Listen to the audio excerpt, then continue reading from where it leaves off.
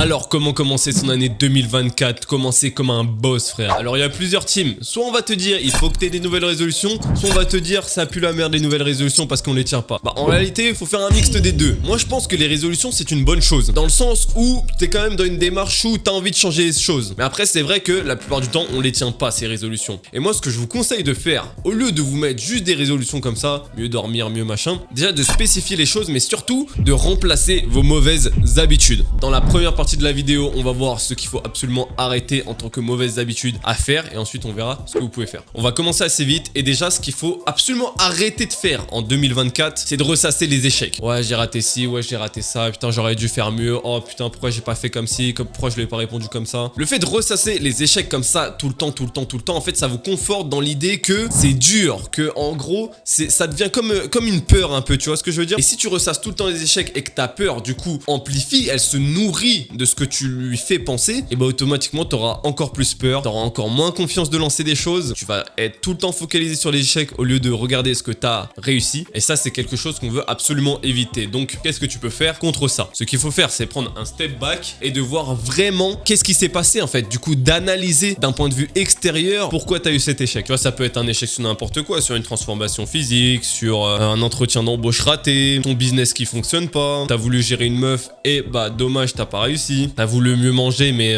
bah en fait t'y arrives pas. Et en gros quand tu vas analyser ta situation mais vraiment te concentrer dessus, ce que tu vas devoir faire c'est voir comment améliorer tes points faibles. Et oui c'est super important et c'est ce que moi personnellement j'ai fait depuis ma période de lycée où j'ai vraiment eu un putain de...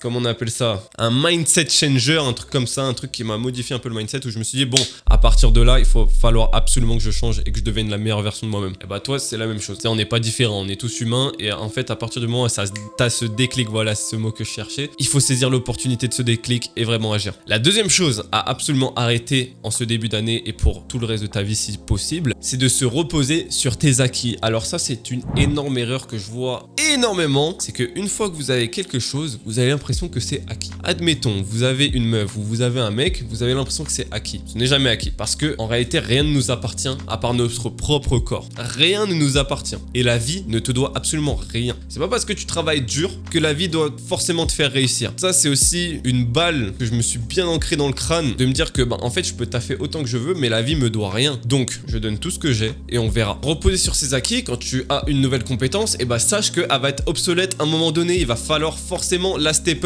Donc soit l'améliorer, soit ou en découvrir d'autres. Et pour ça, rien de mieux que l'anticipation. Donc tu vas anticiper quelque chose qui va arriver. Tu sais, c'est comme l'informatique, ça change tout le temps. Ne reste pas sur tes acquis. Si tu as réussi à améliorer quelque chose, c'est jamais fini en fait. Le travail est constant. Rentre-toi ça dans ton crâne, le travail est constant. La troisième chose à éliminer, mais en fait celui-là il est un petit peu particulier, c'est d'arrêter de rechercher la perfection tout le temps.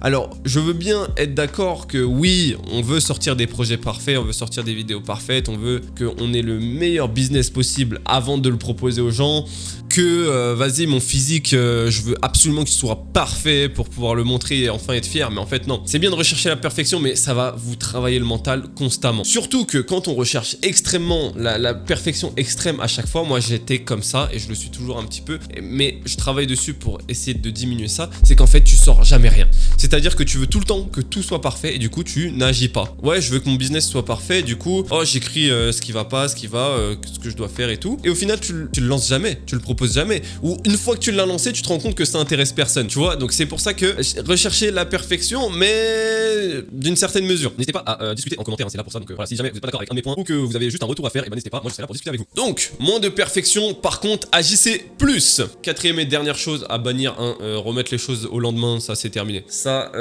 faut arrêter. Moi je le fais encore avec la vaisselle, oui, mais à côté, je bosse. En fait, si vous pouvez faire quelque chose dans l'immédiat, si ça dure moins de 30 minutes, en réalité, faites-le immédiatement. De base, la règle, c'est si ça dure moins d'une minute, vous le faites immédiatement. Donc ça, c'est une règle que j'avais essayé. Oh là là, ça fait vraiment pas mal de temps maintenant qui a fonctionné. Franchement, elle a vachement fonctionné. Je sais pas pourquoi je l'ai pas gardée. Vous voyez, il y a des habitudes qu'on délaisse aussi petit à petit parce qu'il y en a des nouvelles qui entrent en jeu. Quand vous vous dites que vous allez lancer quelque chose surtout, ça peut être, je vais me lancer dans la boxe, je vais me lancer dans le MMA, je vais me lancer dans une transformation physique. Ce qu'il faut, c'est juste agir. Et de toute façon, on y reviendra juste après là. Donc, placez vos objectifs physique et définir le pourquoi. C'est normal, hein, j'ai mes petites notes en bas. Bon, une fois que je fais pas une vidéo à la Zub, là je vais plus parler en termes de vie en général, je vais plutôt parler dans ma spécialité, donc du coup tout ce qui est transformation physique et notamment devenir plus massif, poteau. Bon, on dirait que je suis tout skinny avec mes t-shirts, mais bon, c'est pas grave. Ce qu'il va falloir faire, c'est définir votre objectif physique si vous voulez changer de corps et devenir plus imposant. Mais surtout, avant ça, vous allez devoir définir le pourquoi vous voulez ce physique, pourquoi vous voulez vous transformer. Ça peut être vraiment beaucoup de choses et ça, je vais même pas vous donner d'exemple pour que vous ayez votre propre introspection, mais vraiment, c'est quoi le pourquoi profond pour laquelle vous voulez atteindre un objectif. Et là, moi, j'ajoute le détail objectif physique. Une fois que vous avez fait ça, ce que vous allez devoir faire, c'est établir un sorte de planning, placer vos jours d'entraînement dans votre semaine et de vous y tenir. Ça sert à rien de faire le mec, à en mettre 5, 6, 7, si c'est pour pas les faire. Commence plutôt à 3, mais tu les tiens vraiment. Sinon, t'es vraiment une victime. Si t'arrives pas à tenir des entraînements, désolé de te le dire, mais t'auras jamais ton physique. Et une fois que t'as fait ton plan d'entraînement, bien évidemment, il y a le plan d'alimentation qui va rentrer en jeu, parce que c'est bien de se nourrir mieux aussi. C'est pas obligatoire, mais c'est une énorme plus-value, que ça soit en termes de physique, que ça soit en termes de performance, que ça soit en termes de système cognitif et tout simplement système nerveux et encore, comment ça s'appelle, les défenses immunitaires. Voilà. Si tu veux être une meilleure version de toi-même en 2024, tu es obligé de régler ton souci d'alimentation, c'est-à-dire l'excès de sucre. Alors, il y a énormément de sujets sur lesquels on pourrait aller, mais je vais pas m'attarder là-dessus, tout simplement parce que ça serait trop long, hein. Vous savez, il y a la récupération, le sommeil, la dopamine, le fait qu'on soit trop plongé dedans et que en fait notre cerveau est totalement bousillé et déréglé à cause de tout ce qui est réseaux sociaux, écran, juste des shots de dopamine à longueur de journée. Si vous voulez des vidéos sur ça, n'hésitez pas à dire en commentaire parce que sinon, en vrai, je pense pas que je le ferai, mais c'est des sujets ultra intéressants, donc vous le mettez. Sur ce, je vous souhaite une excellente année, vous avez intérêt à tout niquer si vous êtes dans ma communauté, de juste vous améliorer. Vous voyez, c'est ça la fondation, c'est juste vous améliorer au quotidien et de pas stagner. Tu veux passer le permis? Ben, inscris-toi demain. Si tu peux pas, trouve les fonds et inscris-toi le plus vite possible. Ça doit être dans ta to-do list, tu sais, que tu notes. Ça doit être dans ton premier truc. T'as envie d'avoir un meilleur physique? To-do list, premier truc. Faire mes heures d'entraînement dans la semaine, tu vois. C'est pas je veux me transformer physiquement, c'est faire mes heures de la semaine sur la to-do list qu'il faut mettre. Parce que me transformer, c'est trop flou. Tu veux te lancer dans les vidéos? Prends ta caméra, lance une vidéo, teste comment c'est le montage et publie-la. Ne laisse pas toute cette société t'emprisonner, tous ces regards des gens te perturber. Essaye d'agir selon tes propres règles et ça, c'est quelque chose d'assez flou qu'on comprend pas encore vraiment ça. C'est une phrase très intéressante, mais en gros, tu dois t'en battre les couilles, littéralement.